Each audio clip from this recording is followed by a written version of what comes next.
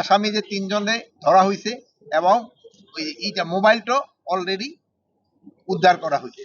আর এটার জন্য একটা ইনকোয়ারি টিমও করে দেওয়া হয়েছে এবং দোষীদের যারাই এটা অবহেলা হোক বা যাই হোক, এই অবহেলা যদি করে থাকে তারে শাস্তির আওতায় আনা হোক। যারা বাংলাদেশি নাগরিক ওখানে আছেন তাদের তো আমাদের নিতে হবে। আপনি হয়তো 10 বছর হোক বা 20 বছর হোক, যদি আপনি ওখানে যেয়ে থাকেন, বাট আপনি যদি আমাকে বাংলাদেশি নিয়ে থাকেন, বাট যারা রোহিঙ্গা তাদের আমরা অ্যাকসেপ্ট করতেছি না। রোহিঙ্গাদের আমরা ওখানে ফেরত পাঠাই।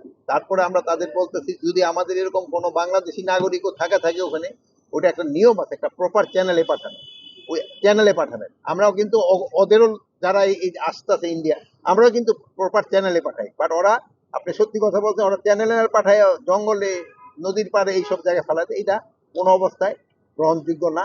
একটা একটা একটা মানে হিউম্যান রাইটও একটা ভায়োলেশন, একটা হিউম্যান রাইটও ভায়োলেশন। এই ব্যাপারে আমরা প্রতিবাদ করে যাচ্ছি এবং প্রতিবাদে কিছু কিছু কাজ হচ্ছে যে তা নাই, এখন কিন্তু সংখ্যাটা কমে আসছে।